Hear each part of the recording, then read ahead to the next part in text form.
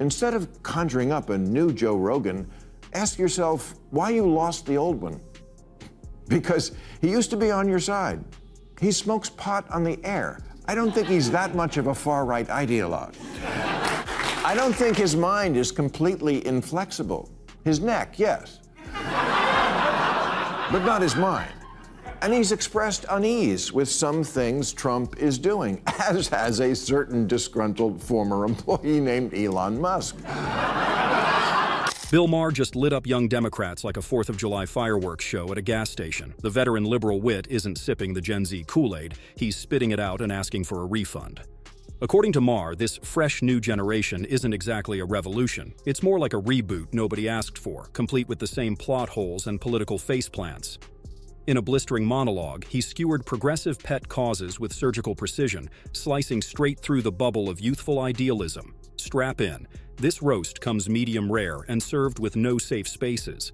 Seriously, this is a serious problem for Democrats. Less than 1 in 4 Democrats under 30 say they're proud to be an American. 54% say they're embarrassed by it. Embarrassed? Like America's your mom picking you up at school? You're embarrassed to be an American? Well, guess what? The feeling's mutual, because you have no perspective. Is America perfect? No, of course not. No country is. Although don't get Tucker Carlson started on Russia. That stat isn't just alarming. It's the kind of number that makes you drop your coffee and start Googling how to fix a civilization. If 1 in 4 young Democrats has already checked out on America, we're not just facing a generation gap. We're staring into an existential crater. A nation doesn't crumble when enemies attack. It crumbles when its own kids stop believing it's worth defending. Yes, America has flaws. Every country does. But let's be honest, compared to most of the planet, this is still the deluxe suite of human civilization. Yet somehow, a growing crowd of young idealists sees it as the villain of the story. That's not realism. That's reprogramming.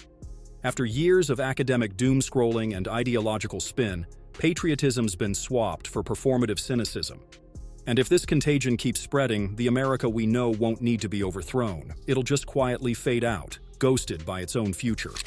But the U.S. is leagues ahead of the rest of the world on most of the progressive issues that are important to young people.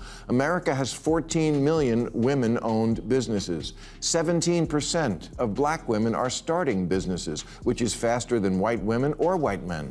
Gay Americans are free to marry, and 49% of them own property. Yes, in America, gays buy buildings. In other places, they get thrown off them.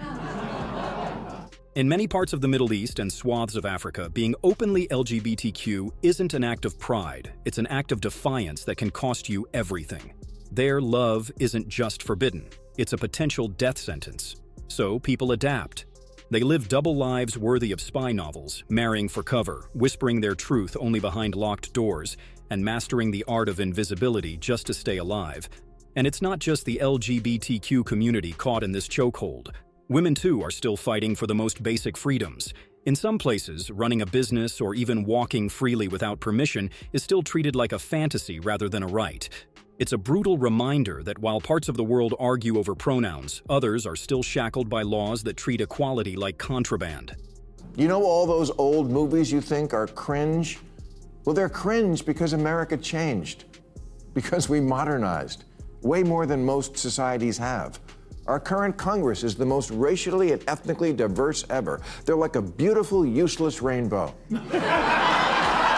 And we proudly live in a land where every TV commercial features a mixed-race couple, including the ones where it makes no sense.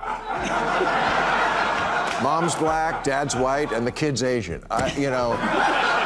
America has spent decades perfecting the art of the political backbend, twisting itself into pretzels to prove just how inclusive, compassionate, and progressive it can be. Every administration, red or blue, has taken its turn at the diversity dance, rolling out programs, policies, and buzzwords like a greatest hits album of moral virtue. On paper, it's all very noble: celebrate everyone, offend no one, and throw in a rainbow logo for good measure.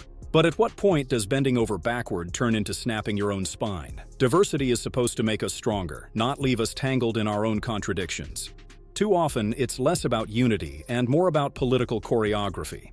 a pageant where leaders compete to look enlightened while the audience grows increasingly divided. America's trying so hard to include everyone that it's starting to forget what it's trying to be. Maybe the next great act of patriotism isn't another diversity initiative, but a reminder that unity isn't found in labels, it's found in common ground. Democrats should reclaim the flag and then get it clean because someone's been humping it. Seriously, this is a serious problem for Democrats. Less than 1 in 4 Democrats under 30 say they're proud to be an American. 54% say they're embarrassed by it. Embarrassed? Like America's your mom picking you up at school? You're embarrassed to be an American? Well, guess what? The feeling's mutual, because you have no perspective. Is America perfect? No, of course not. No country is. Although don't get Tucker Carlson started on Russia.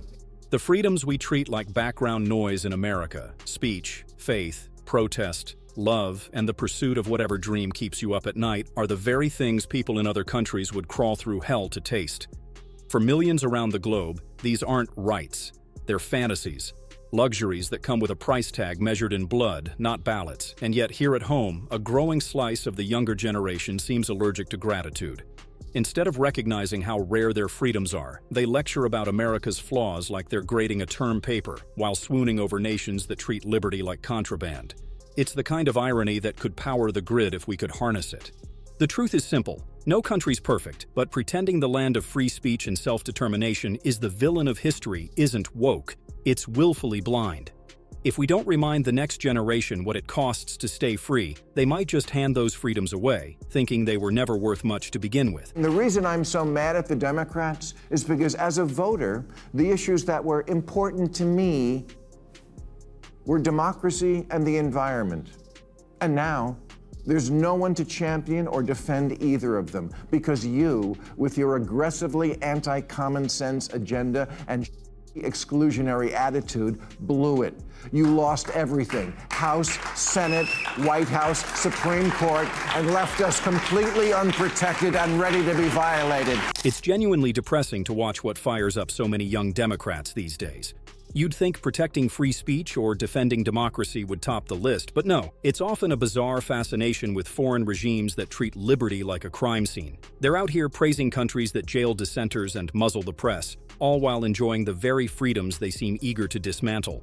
But fine, let's humor the argument. Let's pretend these other nations really are doing something better. How does that help us? Are we supposed to swap out the Constitution for censorship, trade open debate for thought police, and replace liberty with state-approved living? Because that's not progress. That's cosplay totalitarianism with a Wi-Fi connection. If the goal is to mirror nations that punish speech and reward obedience, then this isn't a movement for progress at all. It's regression dressed up in intellectual chic. Revolution by people who've never had to risk anything for their own freedom. Everything young Democrats preach these days sounds less like independent thought and more like a remix of talking points handed down from their ideological elders. The high priests of the modern left, AOC, Zoran Mamdani, Ilhan Omar, Gavin Newsom, and company, have spent years spoon-feeding their disciples a steady diet of America is broken rhetoric, garnished with a dash of self-loathing and a side of utopian delusion. Instead of inspiring gratitude for living in one of the freest, wealthiest, and most opportunity-rich nations in human history, they've turned admiration for foreign systems into a trendy virtue signal, even when those systems would jail them for half the things they tweet. It's a bizarre inversion of patriotism. Praise the illiberal, scorn the free. And the fallout is obvious. We've bred a generation that treats love of country like an embarrassing social disease, something to hide, mock, or deconstruct. They think they're dismantling injustice, but what they're really dismantling is national cohesion. Because a house divided doesn't need enemies to fall apart. It just needs influencers with microphones convincing the kids the house was never worth saving.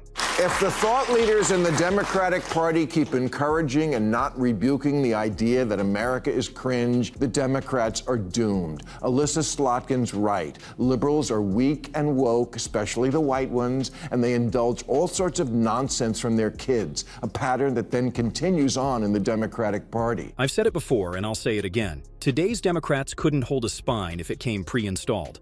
The party that once preached grit and conviction now folds faster than a cheap lawn chair at the first whiff of outrage. Every time a radical faction yells loud enough, Democratic leaders don't lead, they curtsy. It's not progress, it's panic with branding. They've become so obsessed with appeasing the far-left echo chamber that they've lost the plot and the people. The average American isn't asking for a cultural revolution, they're begging for basic sanity and stability. But instead of delivering that, the Democrats keep handing out participation trophies for ideological purity. If they could just muster the courage to tell their extremists no for once, they might actually rebuild some credibility, and maybe even the country. But as long as weakness and wokeness are running the show, they're not steering the ship of state. They're rearranging the deck chairs on the Titanic and calling it progress.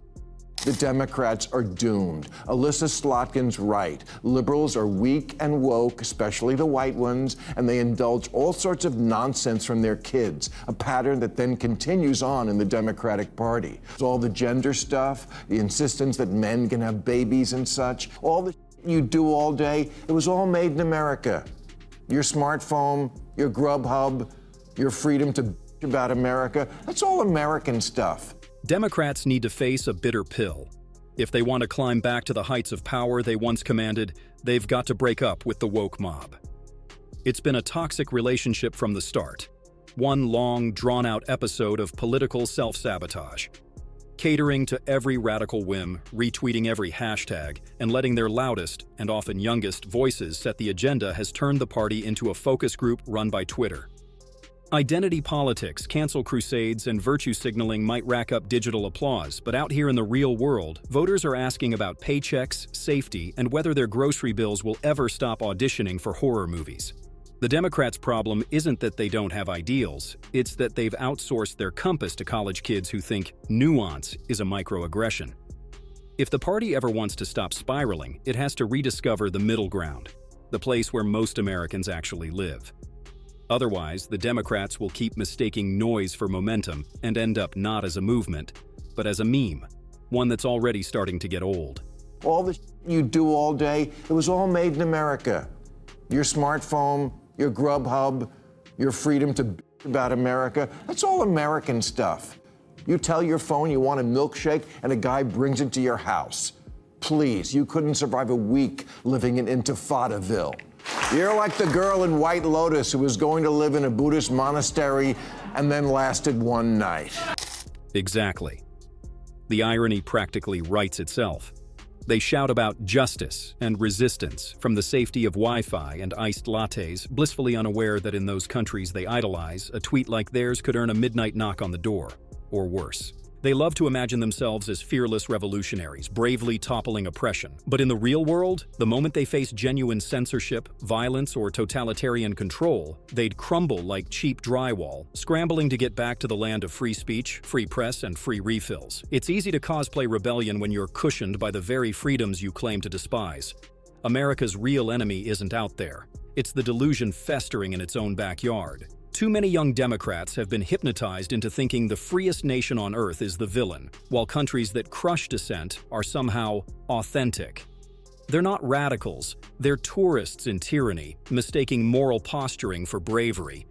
If this mental fog keeps spreading, America won't need outside threats. It'll implode under the weight of its own self-loathing. The cure isn't complicated. Snap out of it.